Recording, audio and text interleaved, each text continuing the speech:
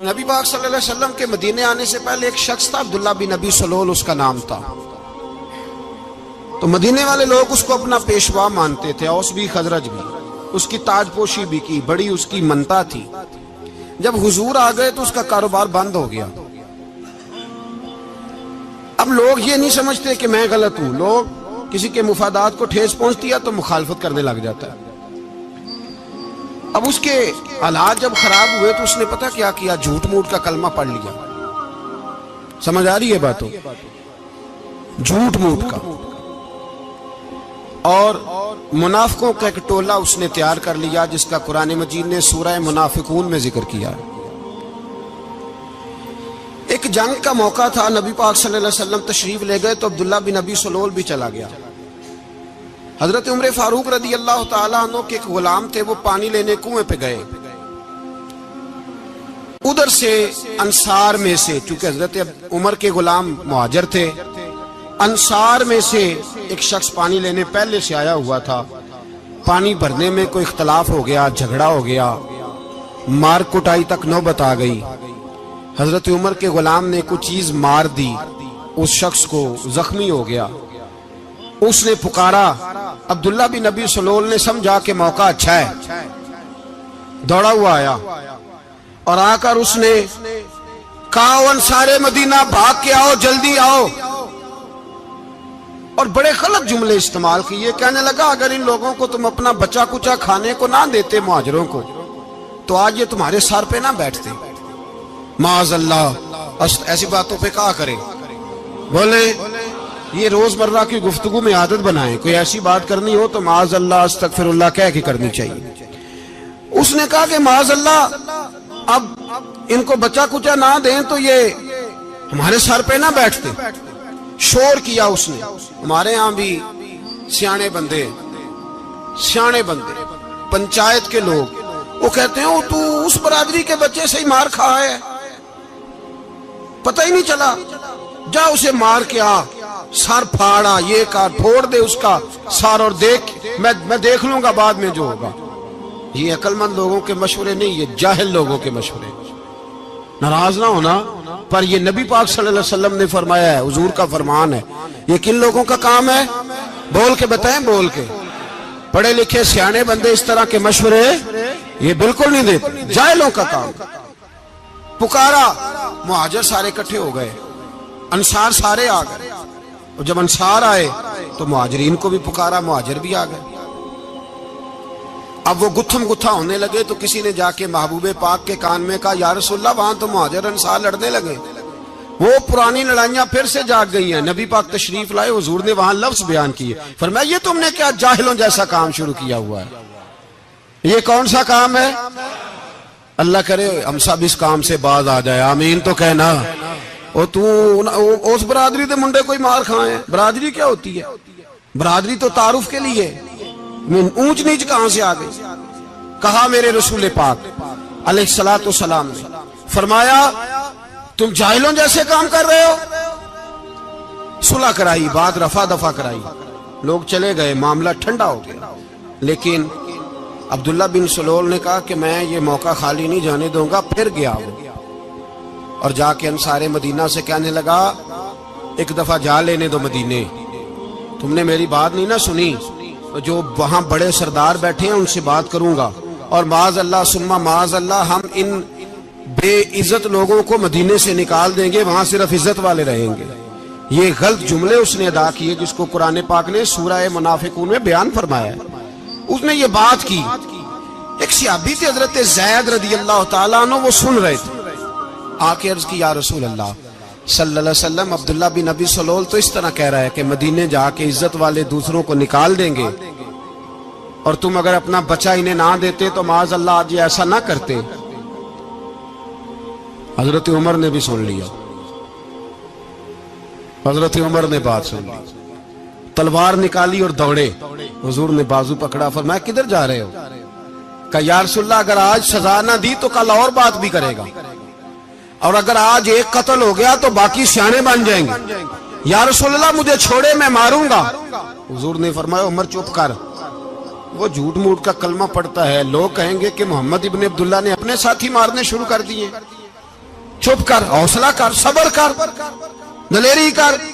حضرت عمر کہتے ہیں میری حضور کے کہنے پر میں ٹھہر تو گیا، پر وہ میرے اندر جو آگ لگی ہوئی تھی ٹھنڈی نہیں ہو رہی۔ کہتے ہیں میں چپ تو کر گیا۔ نبی پاک علیہ السلام نے پوچھا عبداللہ بن نبی سلول سے، تو نے یہ کہا ہے؟ کہنے لگا حاشا وک اللہ، میں نے بات ہی نہیں کی۔ ہاں، اب لوگ کہنے لگے کہ زید تو نوجوان ہے، تو یہ بوڑھا آدمی ہے، چلو صحیح کہتا ہوگا۔ حضور بھی خاموش ہو گئے۔ اللہ پاک نے قرآن مجید نازل فرما دیا، فرمایا اللہ نے سن لی ان کی بات جنہوں نے یہ کہا ہے، اور پھر لفظ بڑے حسین ہے، فرمایا یہ کہتے ہم عزت والے ہیں؟ نہیں، وَلِلَّهِ الْعِزَّةُ وَلِرَسُولِهِ وَلِلْمُؤْمِنِينَ، فرمایا عزت تو اللہ کے پاس ہے، اللہ کے رسول کے پاس ہے، اور عزت تو مومنوں کے پاس ہے، مومنین کے پاس عزت ہے۔ یہ قرآن پاک نے سارا مضمون بیان کر دیا کہ عبداللہ بن نبی سلول غلط کہتا ہے اور حضرت زید صحیح کہتے ہیں۔ حضور نے کچھ نہیں فرمایا، جا رہا ہے قافلہ۔ جب مدینے کی سرحد آ گئی نا، حدود مدینہ منورہ کی شروع ہوئی، تو عبداللہ کا اپنا بیٹا، اس کا نام بھی عبداللہ بن عبداللہ تھا، اپنا بیٹا اس کا بڑا مخلص جانثار غلام تھا میرے رسول پاک صلی اللہ علیہ وسلم کا، وہ تلوار لے کے مدینے کی حد پہ کھڑا ہو گیا اور کہنے لگا میرے باپ، تو نے اتنی بے ایمانی کے لفظ کہے کہ میں ان کو نکال دوں گا؟ کہے اپنی زبان سے کہ میں ذلت والا ہوں، رسول پاک کو اللہ نے بڑی عزت عطا فرمائی، کہے ورنہ میں تیری گردن کاٹ دوں گا۔ بول، کہے حضور بھی عزت والے اور نبی پاک کے غلام بھی عزت، کہے اپنی زبان سے، کہے میرے رب کا یہ فرمان ہے وَرَفَعْنَا لَكَ ذِكْرَكَ، ابھی میں خود تیرے لیے تیری شانوں کو بلند فرما دوں گا۔ تو کہا کہے، تو دشمن ہو کے کہنے لگا میرے بیٹے مجھے معاف کر دے، مصطفیٰ تو بڑی عزتوں والے، ان کے غلام شانوں والے۔ جب بیٹا تلوار لے کے سامنے کھڑا ہوا، شہرت ہوئی، اب نبی پاک نے حضرت عمر کی طرف دیکھا، کہا عمر تیری بات صحیح تھی، اب جو ہوا یہ زیادہ صحیح تھا، وہ میں نے تجھے کہا حوصلہ کر، تدبر کر، وقت کا انتظار کر، یہ صحیح ہوا کہ وہ صحیح تھا۔ تو حضرت عمر فاروق کہنے لگے یا رسول اللہ، میں گواہی دیتا ہوں آپ واقعی اللہ کے سچے رسول ہیں صلی اللہ اتنی اچھی رائے، وقت فیصلہ کرتا ہے، تدبر سے چلے، دانائی سے چلے، علم پیدا کریں، بردباری۔ ہمیں کئی دفعہ سجدہ صاف کرنا پڑتا ہے، ہم جو کہتے ہیں بات اس کے الٹ نکل آتی ہے۔ ہم کسی شخص کے بارے میں کچھ تبصرہ کر بیٹھتے ہیں، کچھ عرصے کے بعد ہمیں پتہ چلتا ہے کہ وہ تو ایسا تھا ہی نہیں، ہم نے غلط بات کر۔ ہم بغیر تحقیق کے، بغیر تفتیش کے، حوصلہ نہ ہونے کی وجہ سے، صبر نہ ہونے کی وجہ سے ہم بہت سارے کام کر گزرتے ہیں، پھر ہمیں نقصان ہوتا ہے۔ اپنی زندگی میں حلم نہ چھوڑیں، حوصلہ نہ، لڑائیاں ہوتی ہیں نا گھروں میں، اس کی وجہ خامد ہوتا ہے، بیوی نہیں ہوتی۔ یہ بات گھر جا کے بتانا کہ آج انہوں نے کہا ہے۔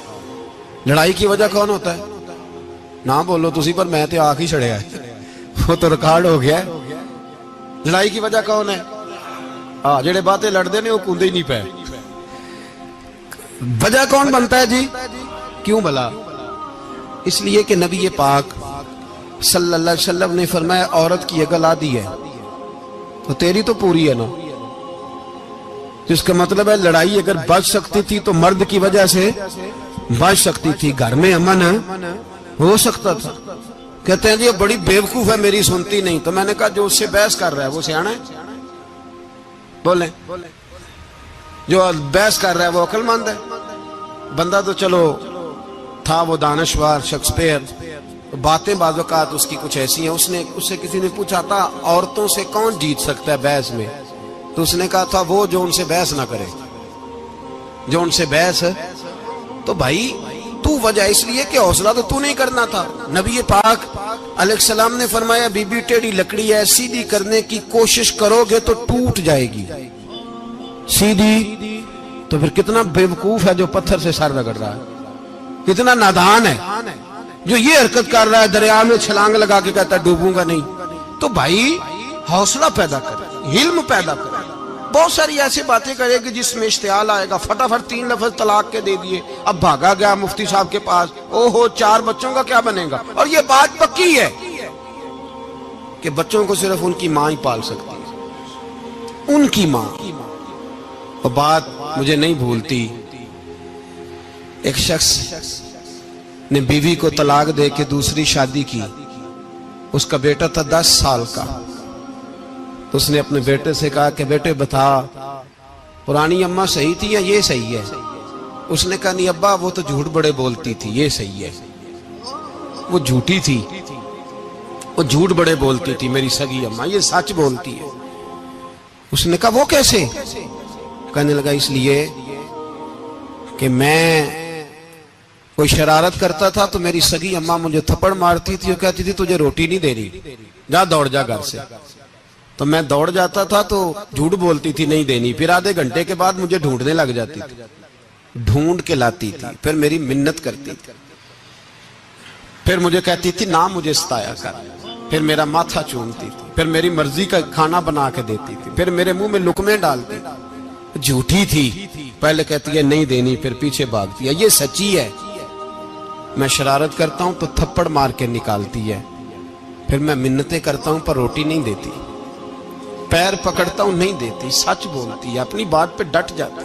او بھائی بچے اس کی ماں ہی پال سکتی ہے، تو نے 3 جملے کہتے سوچا ہی نہیں، تیرا کا گیا تو یہ تو نئی بیوی ملے گی، اور اس کا بھی کیا گیا، اس کو بھی شاید شوہر مل جائے.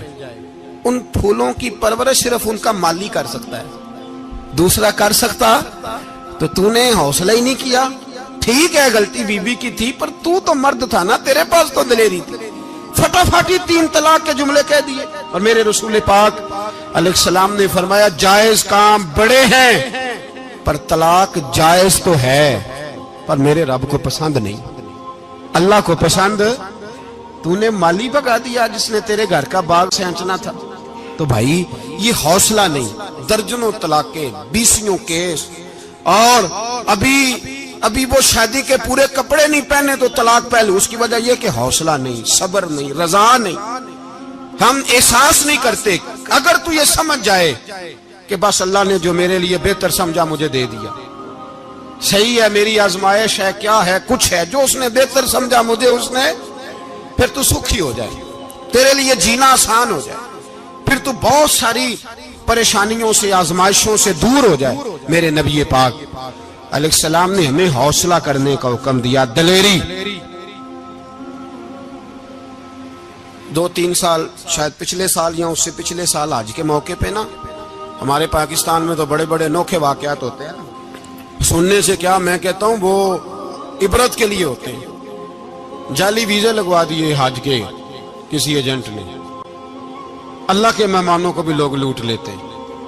معاذ جعلی ویزے لگوا دیے. اور مزے کی بات یہ ہے کہ پاکستانی ایئرپورٹ سے گزر بھی گئے وہ ویزے والے، اور احرام باندھے لوگ جدے پہنچ گئے. 4 آدمی تھے، انہوں نے ویزا دیکھا تو کہا نقلی آپ کو واپس جانا پڑے گا. اگلی فلائٹ سے وہ لوگ واپس آئے. آپ مجھے بتائیے ان کی جب وہ چھوٹے چھوٹے کلپ آئے، میڈیا نے ان کی باتیں سنی تو ان کے آنسو نہیں تھمتے تھے. ایک آدمی احرام باندھ کے گیا ہے، معمولی سمجھتے ہیں آپ؟ میرے جیسا غریب آدمی کبھی اس نے ارادہ کیا ہو مدینے جانے کا، لیٹ ہو جائے تو کلیجہ پھٹنے کو آتا ہے. کچھ مجبوریاں پیروں میں آ جائے، نہ جا سکے تو پتہ نہیں کتنی توبہ کرنے کو دل کرتا ہے کہ کہیں غلطی تو نہیں ہو گئی، کوئی ایسی بات تو نہیں نکل گئی. یقین کریں طبیعت پریشان ہو جاتی، یار کوئی ایسا کام تو نہیں ہوگا جس کی وجہ سے یہ بات ہوئی. 4 آدمی لوٹ آئے، حالات خراب ہو گئے، لوگ رو رو کے قصے سناتے تھے. لیکن میرے رسول پاک علیہ السلام کا حوصلہ دیکھو. حضور کعبے کا بھی کعبہ، حضور مالک، حرم کے مالک مطلق، جن کے صدقے اللہ نے کعبہ کو بیت اللہ بنایا. حاجیو آؤ شہنشاہ کا روضہ دیکھو، کعبہ تو دیکھ چکے اب کعبے کا بھی کعبہ دیکھو. حضور 1400 صحابہ کو لے کے گئے عمرہ کرنے. مقام حدیبیہ پر پہنچے تو کافروں نے روک لیا، ہم عمرہ نہیں کرتے. تو اور میں خادم اور جو وارث و مالک ہیں 1400 صحابہ، ہم نہیں عمرہ کرنے دیتے، واپس جائیے. صلح لکھی جا رہی ہے. صلح کی شرطیں کیا ہیں؟ مکے سے کوئی آدمی غلطی سے بھی مدینے چلا گیا، مکے کا آدمی، تو مسلمان اگر ان کے ظلم سے تنگ آ کے، مکی مسلمان کافروں کے ظلم سے تنگ آ کے مدینے چلا گیا تو مدینے والے واپس کریں گے. اور اگر مدینے سے کوئی شخص غلطی سے بھی مکے چلا گیا تو مکے والے واپس نہیں کریں گے. اتنی سخت شرائط. حضرت عمر غصے سے کانپنے لگے, صحابہ پریشان ہیں, پر میرے رسول پاک نے صبر دکھایا, حوصلہ, تدبر. یہ تدبیر ہے, صبر ایک بہترین تدبیر ہے, اگر کوئی اپنائے تو بہترین طریقہ ہے. حضور نے فرمایا ہمیں منظور ہے, صلح کرو. اور اتنا سخت حکم ہے, کہنے لگے 1400 احرام والے واپس جائیں, بعد میں آنا, اس وقت نہیں عمرہ کرنے دیں گے. میرے نبی پاک علیہ السلام, مجھے بتاؤ, مجھے اور آپ کو دکھ ہوتا ہے تیاری ہو تو پروگرام رہ جائے, تو اگر احرام باندھا ہو اور اللہ کے رسول نے بندھوایا ہو تو حضور واپس لوٹنے لگے تو کتنی تکلیف کی بات ہے. حضور نے فرمایا چلو آئندہ آئیں گے. معاہدہ لکھا جا رہا ہے, حضرت علی معاہدہ لکھ رہے ہیں, لکھو محمد الرسول اللہ صلی اللہ علیہ, محمد الرسول اللہ صلی اللہ علیہ وسلم اور قریش مکہ کے بیچ معاہدہ. یہ تحریر لکھی جا رہی تھی تو ابو سفیان بول پڑا, کہنے لگا جی ہم محمد الرسول اللہ نہیں نکلنے دیں گے معاذ اللہ, یہی تو ہمارا جھگڑا ہے. اگر آپ کو رسول اللہ مان لیا تو پیچھے رہ کیا گیا, محمد ابن عبداللہ لکھیں. حضور نے حضرت علی سے فرمایا رسول اللہ کاٹ کے محمد ابن عبداللہ لکھو. حضرت علی لکھ رہے تھے, محمد رسول اللہ لکھا تھا, فرمایا رسول اللہ کاٹ کے محمد ابن عبداللہ لکھو. تو حضرت علی کہنے لگے حضور مجھے یہ لفظ کاٹنا نہیں آتا, حضور مجھے یہ لفظ کاٹنا. کسی صحابی نے اعتراض نہیں کیا کہ لکھنا آتا تھا, کہا مجھے کاٹنا. حضور نے دوبارہ کہا علی کاٹ دو. کہا یا رسول اللہ مجھے یہ لفظ کاٹنا نہیں آتا. میرے حبیب نے تیسری دفعہ کہا علی کاٹو. تو شیر خدا نے قلم چھوڑا, ہاتھ باندھے اور کھڑے ہو کہنے لگے محبوبہ مجھے تیرے قصیدے لکھنے آتے ہیں, کاٹنے کوئی نہیں آتے. میں مجبور ہوں, مجھ سے نہیں ہوتا, کوشش کرتا ہوں, نہ قلم اٹھتا ہے نہ ہاتھ چلتا ہے. میرے حبیب پاک نے قلم پکڑا اور لفظ رسول اللہ خود کاٹ کے محمد ابن عبداللہ کرایا. بھائی وقت گزر گیا, صلح ہو گئی. یہ تدبر, یہ حوصلہ, یہ تدبیر میرے نبی نے فرمائی.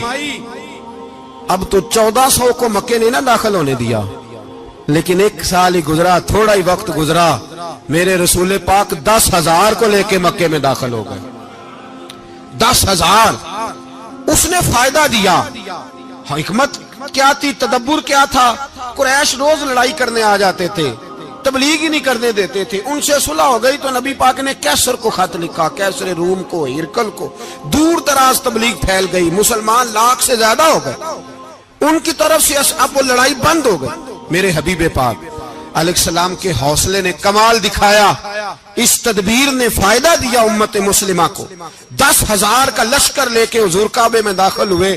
کل جو ابو سفیان کہتے تھے نا محمد رسول اللہ لکھنے نہیں دوں گا, آج وہ خود کہہ رہے تھے اشہد ان لا الہ الا اللہ واشہد ان محمد رسول اللہ صلی اللہ علیہ. کل جو کہہ رہے تھے کہ میں یہ لفظ نہیں لکھنے دوں گا, آج ابو سفیان کی حویلی میں لاکھوں لوگ, ہزاروں لوگ بیٹھے تھے اور سارے کہہ رہے تھے محمد الرسول اللہ, محمد الرسول اللہ, محمد الرسول اللہ صلی اللہ علیہ وسلم. میرے محبوب کی تدبر نے, فقاہت نے, اور پھر کمال ہوا.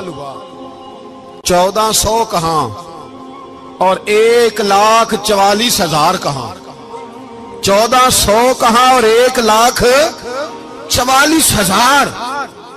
1400 کو نہیں جانے دیا عمرہ کرنے, میرے رسول پاک 1,44,000 کو لے کے حج کرنے چلے گئے. حضور نے حج کیا, ہر طرف لبیک لبیک کی صدائیں بلند ہوئی. یہ میرے نبی پاک کا تدبر ہے, حوصلہ ہے. اگر وقتی طور پہ حوصلہ کر جاؤ گے, دلیری کر جاؤ گے, آنے والا وقت آسان ہو جائے. حوصلہ نہیں, صبر نہیں, سکون نہیں, 2-4 باتیں, یہاں تک کہ لوگ ابا جی کی بات برداشت نہیں کرتے, ایسے جملے کہہ دیتے ہیں جو دوبارہ پلٹ کے نہیں آتے. ماں کو لفظ نہیں بولتے, باپ کی روح تک چھلنی کر دیتے ہیں وہ جملے. لیکن لوگ اس وقت حوصلہ کرنے, اور ہم پنجابی لوگوں نے تو گنجائش ہی بڑی دے دی ہے. کہتے ہیں بچہ ہے جے, ایک ہی ہے, ایک میں حوصلہ کرے کی ہے ماشاءاللہ. تو اگر جوان ہو گیا تو کہتے ہیں گرم خون ہے, مکہ کم. اگر بوڑھا ہو گیا تو کہتے ہیں بوڑھوں میں حوصلہ نہیں ہوتا, نہ بچے میں نہ تو کس میں حوصلہ ہوگا؟ بولے کسی میں بھی نہیں. چھٹی سب کو فتویٰ مل گیا نا, یہ بچہ ہے جی, ابھی یہ تو بچہ ہے, آپ تو سیانے بیانے ہیں, یہ بچہ ہے. کمال ہو گئی ہے بھائی, کیا مطلب ہے بچہ ہے؟ بچے کو سارا پتہ ہے, ہر چیز اسے آتی ہے, حوصلہ کرنا ہی نہیں آتا. اور پھر کہہ دیا وہ تو گرم خون ہے. وہ کیا بات کرتے ہو, گرم خون؟ ابے کے گلے پڑ گیا گرم خون, اس کو کھڑا کرو نا ایس پی کے سامنے اور اس کو مار تھپڑ اس کے منہ پہ, تیرے گرم خون کا پتہ چلے. غریب کے یہ گلے پڑ گیا, اس کو کھڑا کرو ایس ایچ او کے سامنے, پھر پتہ چلے گا خون کتنا گرم ہے. وہاں بالکل چپ ہے, بالکل خاموش ہے. اور گرم خون اس کا صرف اماں کے لیے, جلال صرف رہ گیا اگر غریب گھر کی بیٹی بیاہ کے لایا تو صرف اس کے لیے. کوئی ایسی بات نہیں, ہم بڑے سیانے, ہمارا غصہ بڑا سمجھدار ہے, ہمارا وہ گرم خون بڑا سیانا ہے. وہ جہاں دیکھتا ہے کہ معاملہ ہلکا ہے تو وہاں وہ گرم خون جلال میں, اور جہاں دیکھتا ہے کہ سامنے والا تگڑا ہے تو وہاں وہ گرم خون فوراً ٹھنڈا ہو جاتا ہے. حوصلہ پیدا کرے.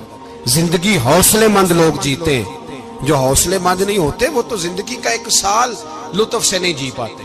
حوصلہ کریں, مسکرائیں. میرے نبی پاک صلی اللہ تعالی علیہ وسلم نے نا عثمان بن طلحہ, کعبے کی چابی ان کے پاس ہوتی تھی. حضور نے ایک دن فرمایا عثمان, اچھا یہ نہیں تھا کہ عثمان خاص لوگوں کو چابی کعبہ کھول کے دکھاتے تھے, بلکہ ان کو قریش کی جانب سے یہ حکم تھا کہ جو بھی تجھے کہے تو نے کعبے کا دروازہ کھول دینا. نبی پاک علیہ الصلوۃ والسلام نے نا ہجرت سے 2-4 دن پہلے کہا کہ عثمان ذرا چابی دو, میں نے کعبہ اندر سے دیکھنا ہے. بڑے ٹھنڈے دل سے ذرا سننا, ادھر دیکھو میری طرف, ادھر دیکھیے گا ذرا میرے بھائی. میں نے ایک بندے سے کہا یار پانی کی بوتل دینا دکاندار سے, ایک ہے اس نے کہہ دیا نہیں میرے پاس. اس بات کا کوئی غصہ بولیے, اور اگر وہ کہے سارے زمانے کو ملے گی آپ کو نہیں دینی, پھر بولے میرا خیال ہے چپ کر کے ہنس کے آ جائیں گے, سوال ہی نہیں پیدا ہوتا. ہم کہیں گے مجھے نہیں نہ دینی, تو نے تو دکان اٹھا یہاں سے, بند کاری سے.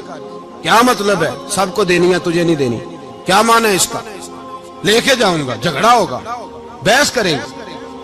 عثمان بن طلحہ سے حضور نے فرمایا دروازہ کھولو, کعبہ دیکھنا ہے. عثمان کہنے لگا میں ساری دنیا کو دکھاؤں گا, آپ کو نہیں دکھاؤں گا.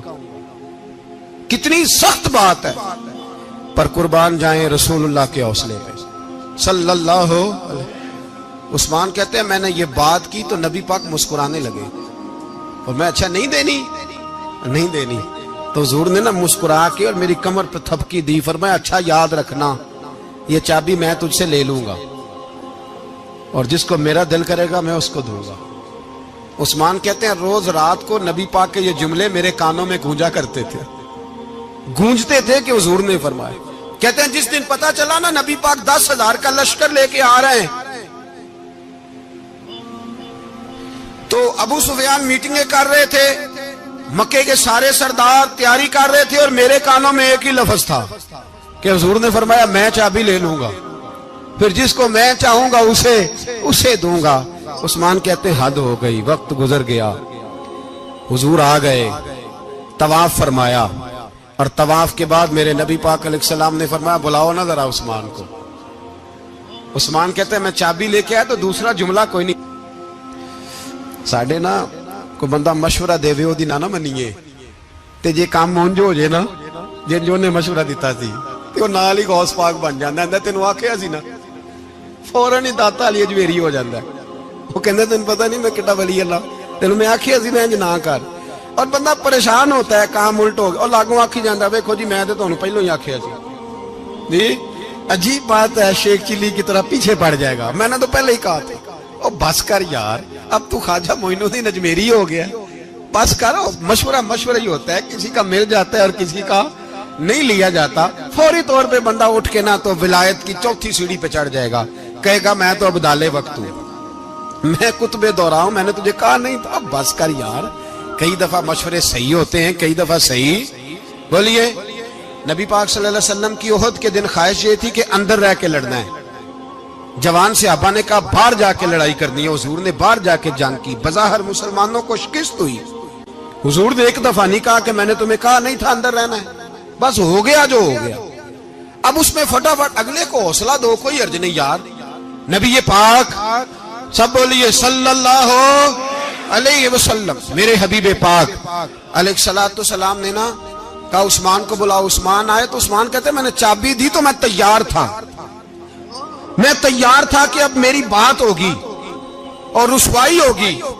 لیکن کہتے ہیں قربان جائیں مصطفیٰ نے تو یہ جملہ بھی نہیں کہا کہ میں نے تجھے کہا نہیں تھا، یہ بھی نہیں کہا. حضور نے چابی لی، کعبے کے بت صاف کیے، نماز پڑھی، واپس آئے. فرمایا عثمان میرا وعدہ تھا تیرے ساتھ کہ جس کو میں چاہوں گا چابی دوں گا، یہ لو چابی میں تجھے ہی دینا چاہتا ہوں، لے لو رکھ لو.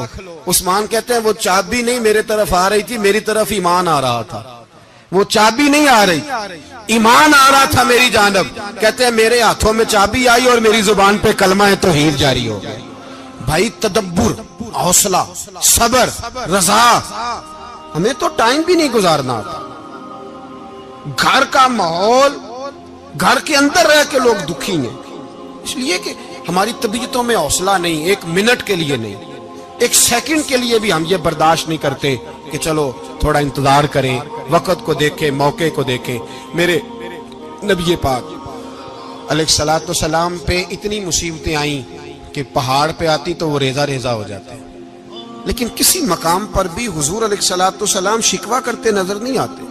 ہم غریبی کا رونا روتے ہیں، ہر چوتھا آدمی کہتا ہے بڑا غریب ہوں، لیکن میرے نبی پاک علیہ الصلوۃ والسلام نے چوتھے دن کھجور کھائی، سرکہ کھایا ہے اور موٹے بان کی چارپائی پہ آرام کیا. حضرت عمر نے کہا حضور کتنی تکلیف ہے؟ فرمایا عمر کوئی تکلیف نہیں، تھوڑا سا تو وقت ہے، جنت میں جائیں گے، ساری نعمتیں اللہ نے ہمارے لیے تیار کی ہوئی ہے. راضی بالرضا، راضی بالرضا، کوئی کسی قسم کا مسئلہ نہیں. ہمیں آزمائشیں آتی ہیں، تکلیفیں آتی ہیں، بیماریاں آتی ہیں، لوگ چھوٹی چھوٹی بات پر پریشان ہو جاتے ہیں، ذرا سی بات پر شکوہ کرتے ہیں. میرے رسول پاک علیہ السلام نے فرمایا جب میرا رب کسی کو بیمار کرتا ہے تو 2 فرشتوں کو بھیجتا ہے، جاؤ میرے بندے کی تیمارداری کر کے آؤ. اللہ اکبر، خود رب بھیجتا ہے، جاؤ میرے بندے کی. تو مجھے بتائیے جب اللہ بھیجے تو پھر تندرست خوش نصیب ہوا کہ بیمار؟ جی تندرست پھر خوش نصیب کون ہوا؟ میرے نبی پاک صلی اللہ علیہ وسلم نے فرمایا رب 2 فرشتے بھیجتا ہے، فرماتا ہے پتہ کر کے آؤ میرے بندے کا اس کا کیا حال ہے. حالانکہ اللہ سارے جانتا ہے. فرشتے آتے ہیں، واپس جاتے ہیں، رب کریم پوچھتے ہیں بتاؤ میرا بندہ کیا کہتا تھا؟ اللہ تجھے سارا ہی پتہ ہے، پر ہم سے پوچھتے تو بتا دیتے ہیں. وہ یہ کہتا تھا کہ میں اپنی رب کی رضا پہ بڑا ہی راضی ہوں.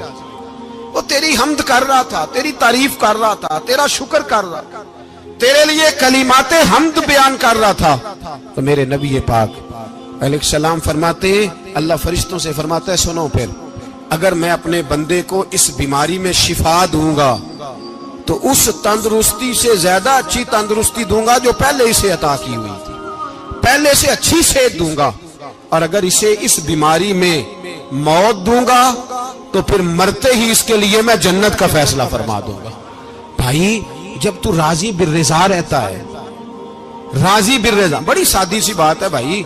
آپ گھر گئے روٹی مانگی تو اگر کسی نے کہا نا کہ اتنی تھکاوٹ ہے ٹائم پہ آیا کریں اس وقت، تو روٹی تو وہ بھی مل گئی اور اس میں لذت، وہ سکون نہیں، وہ سکون نہیں. میری اماں جی سالن پکا کے رکھ لیتی تھی تو روٹی جب بھی کوئی مانگتا تھا تو تازی بنا کے دیتی تھی، ان کی طبیعت تھی. تو میں اکثر ان سے کہتا کہ اماں جی پکا کے رکھ دیا کرو. تو کہتے تمہیں خوشی نہیں ہوتی جب تمہاری اماں تازی پکا کے دیتی ہے؟ خوشی ہوتی ہے، طبیعت میں خوشی ہوتی ہے. ان کا مزاج تھا، ذوق تھا، تو ہم سمجھتے تھے یار یہ بڑی سعادت کی بات.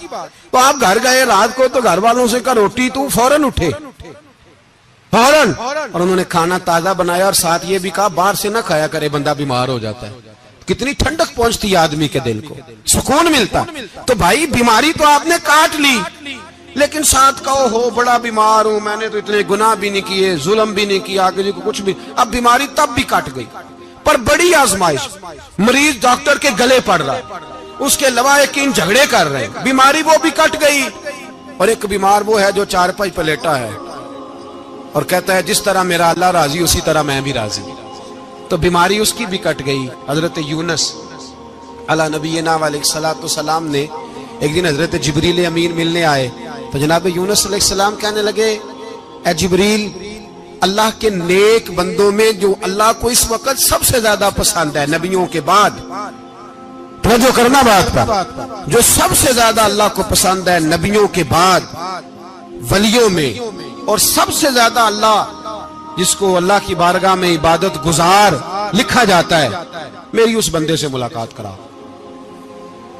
تو حضرت جبریل نے جناب یونس علیہ السلام کو ساتھ لیا تو ایک شخص کے پاس پہنچے جو آنکھوں سے اندھا تھا،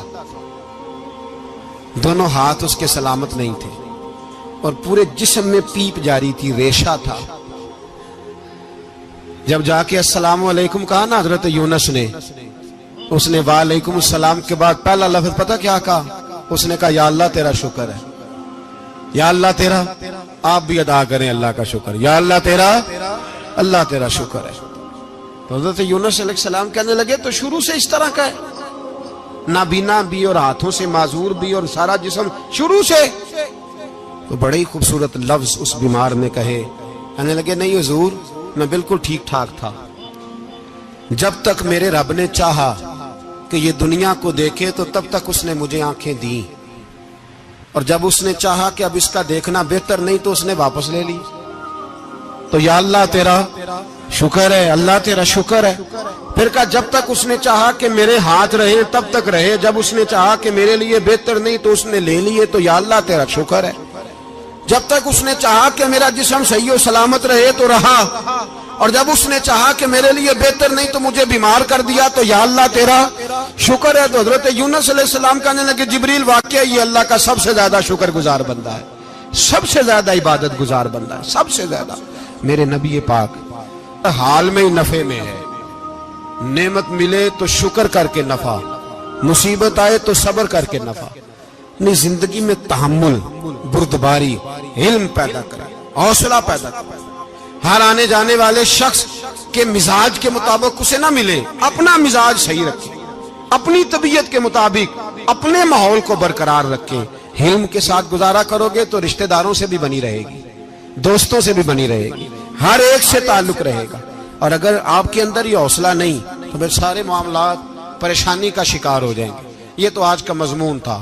ہمیں نا لوگ مشورہ دیتے ہیں، کہتے ہیں پیر صاحب درویشوں کو سیاست کی بات نہیں کرنی چاہیے، دیتے ہیں نا مشورہ لوگ، جی تھوڑا تھوڑا بول دیں، تھوڑا تھوڑا دیتے ہیں نا۔ اگرچہ ہم ان کی بات نہیں مانتے، اس لیے کہ اقبال نے کہا تھا جدا ہو دین سیاست سے تو رہ جاتی ہے چنگیزی، جدا ہو دین سیاست سے تو۔ اور پہلا فکرہ یہ ہے کہ جلال بادشاہی ہو یا جمہوری تماشا ہو، جدا ہو دین سیاست سے تو رہ جاتی ہے۔ اس نے کہا جب سیاست اور دین علیحدہ علیحدہ ہوتے ہیں تو چنگیز خان اور ہلاکو خان پیدا ہوتے ہیں۔ سیاست جب تک مسجد کے اندر رہتی ہے تب تک پاک صاف رہتی ہے، وہ گندی ہوتی تب ہے جب مسجد سے نکل جاتی ہے۔ حضرت علی کے زمانے تک مسجد میں رہی، پاک صاف رہی، یزید باہر لے گیا تو گندی ہو گئی، حضرت عمر بن عبدالعزیز دوبارہ مسجد میں لے آئے تو پھر پاک ہو گئی۔ لیکن پھر بھی ایک ساتھی نے مجھے کہا تو اس کی بات میں، سب کی باتیں نہیں مانتا، اس کی بات میری سمجھ میں آئی۔ وہ کہنے لگا جی اصل بات یہ ہے کہ سیاسی تبصرے تجزیے ہم اخباروں میں ٹی وی پہ جا کے بیٹھے، جا کے بڑی مہربانی میری طرف دیکھیں، وہ ہم سنتے رہتے ہیں تو ہمارا دل کرتا ہے مسجد میں صرف ہم رسول اللہ کا پیار ہی سنیں۔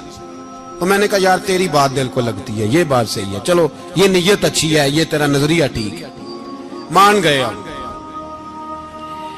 میں چلا گیا دکاندار کے پاس اور میں نے اس کو جا کے کہا کہ گاڑی کا انجن کھولو، اس طرح کرو، اس طرح۔ اس نے کہا مولانا آپ جا کے نا گھر تو فقہ کی کتاب کھولیں، اس لیے کہ گاڑی کے انجن کے بارے میں آپ کو معلومات، یہاں اگر آپ نے یہ کام کرنا ہے تو اس کو پڑھیں، کسی استاد کے پاس ورکشاپ پہ آئیں، آپ کے ہاتھوں کو، منہ کو، چہرے کو مٹی لگے، دھواں لگے، گریس لگے، پھر آپ کو پتہ چلے گا انجن کیسے کھلتا ہے۔ صحیح کہہ رہا ہوں؟ نہیں صحیح کہہ رہا؟ دعا گلہ تو یہاں کر چڑی جائے، صحیح کہہ رہا ہوں جی۔ اگر مولوی کو اجازت نہیں سیاست کی بات کرنے کی اور مولوی کو اجازت نہیں کہ انجن کی بات کرے تو سیاستدان کو اجازت ہے دین کی بات کرنے کی؟ یہاں تو وہ آئے نا مدرسے میں پڑھے، پورا دین حاصل کرے، پھر وہ بولے تو پھر تو ٹھیک ہو گیا۔ لیکن جب اسے सूरत इखलास भी सीधी नहीं आती, तो फतवे देने की उसको जरूरत है कोई? बोले ना यार, क्यों छेड़ते हैं सियासत? हम ना पिछले जुमे जुलूस निकालना चाह रहे थे खत्म नबुव्वत की तरमीम के हवाले से। हुकूमत वक्त ने कहा कि हम वापस लेते हैं, तो मेरे बहुत सारे दोस्तों ने कहा जी निकालना चाहिए, इन्होंने किया क्यों? मैंने कहा यार लोगों को भी परेशान नहीं करना चाहते, हमारी अपनी सड़कें हैं, किसी को बस ठीक है, उन्होंने वापस ले ली तो बात खत्म हो गई, हम मान गए, तस्लीम कर लिया। इतना हमारा मुतालबा है कि उस आदमी को जरूर सजा दो जिसने ये तरमीम की है, लेकिन हम नहीं करते कोई नहीं निकले, नहीं ना निकले बोले। तो वजीर कानून साहब को क्या मुसीबत बनी हुई है नया फतवा देने की? क्या है कोई शौक उन्हें देना चाहिए फतवा? कहते नहीं नहीं, मर्जियों में हमारे दरमियान थोड़ा ही फर्क है। मुझे यूं लगता है कि ये जानबूझकर कोई ना कोई ऐसी शरारत करते हैं जिससे लोग इश्तियाल में रहे, जानबूझ।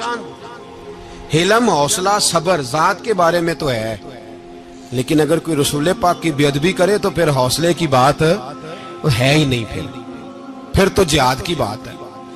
और मैं दयानतदारी से मस्जिद में बावजू बैठकर जुमे के दिन मशवरा देता हूं हुकूमत को और वजीर कानून को मशवरा देता हूं कि ना फिरौन की हुकूमत सारी जिंदगी रही, ना नमरूद रहा, ना जाज बिन यूसुफ रहा, ना यजीद रहा।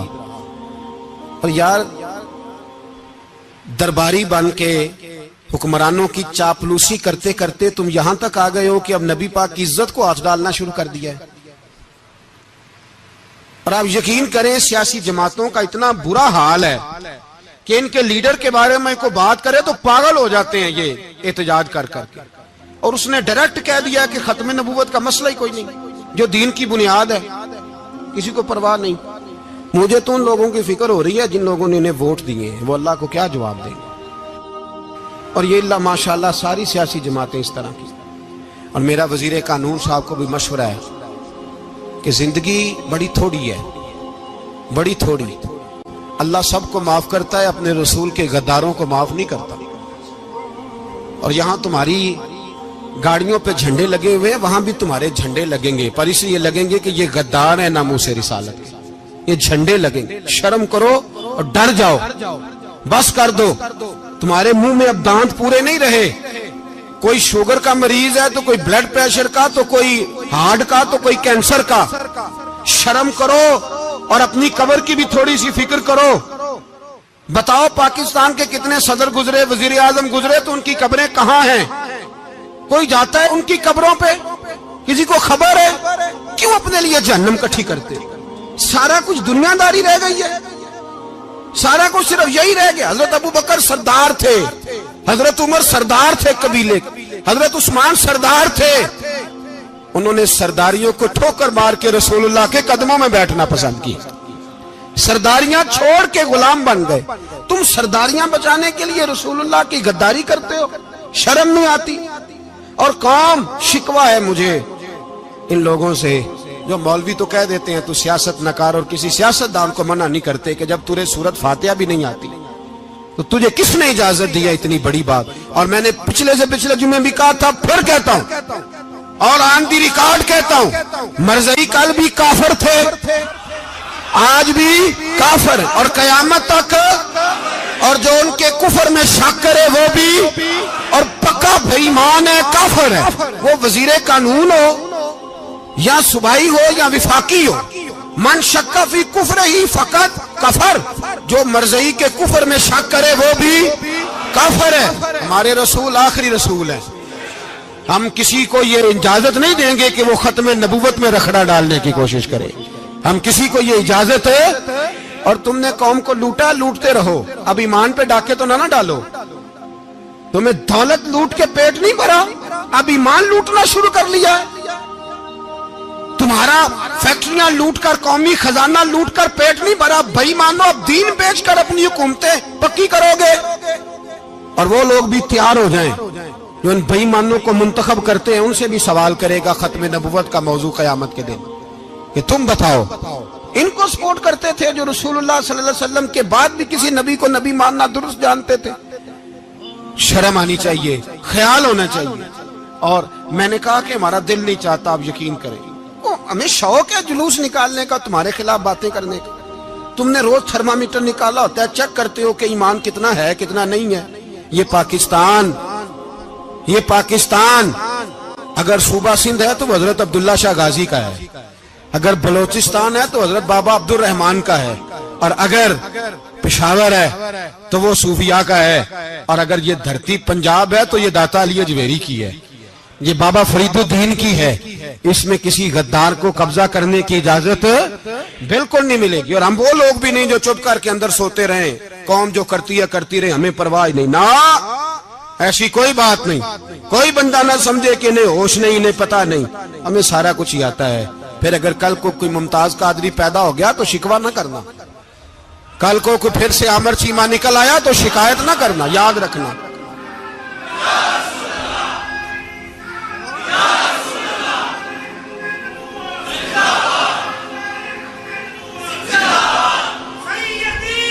تو میرے بھائی کھل کے بولے یا نبی رسول کے وہ صلی اللہ۔ تو یہ مشورہ،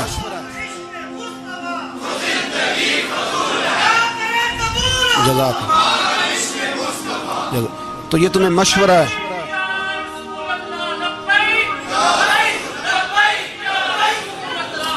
میری بات سنی، یاد رکھیں، یہ لوگ بعد میں پچھتاتے ہیں، پھر مناظرے کراتے پھرتے ہیں، اس نے صحیح کیا کہ غلط کیا، پھر انہیں ہوش آتی ہے بعد میں، پھر ان کے ہواری نکل نکل کے میدانوں میں دلیلیں دیتے ہیں۔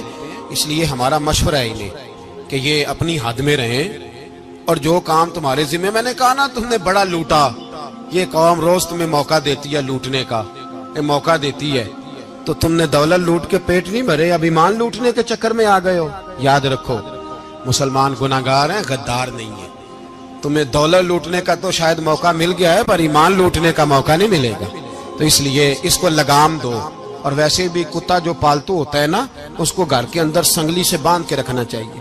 یہ تمہارے بوٹ چاٹتے ہیں، بھونکتے ہیں، تمہارے حق میں وزارتیں لیتے ہیں، ہم نے تو کوئی وزارت نہیں لی تم سے، اور نہ ہمیں شوق ہے اس لیے کہ ممبری کیا کرنی ہے جس کو ممبر رسول عطا کر دیا جائے، اس نے کیا کرنی ہے یہ ممبریاں جس کو پکا ممبر رسول دے دیا جائے، تو اس لیے اس سے باہر آؤ۔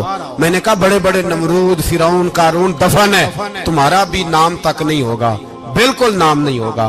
اس لیے ہمارا مشورہ، اور آپ لوگ بھی آئے نا یہ اگلے سال، تو ان کو کھڑا کر کے پوچھ لینا، اسلامی جمہوریہ پاکستان کا تم نے ایم پی ایم نے بننا ہے، پہلا کلمہ ہی صحیح سنا دو، چلو خدا کا واسطہ یہی بتا دو کہ تمہیں نماز بھی ڈھب سے آتی ہے کہ نہیں، اور آپ کی موج ہے، آپ بٹھا لیتے ہیں سر پہ، کیا کریں، سمجھانے والے مفت گناہگار ہو گئے اور بہکانے والے سب تمہارے یار ہو گئے۔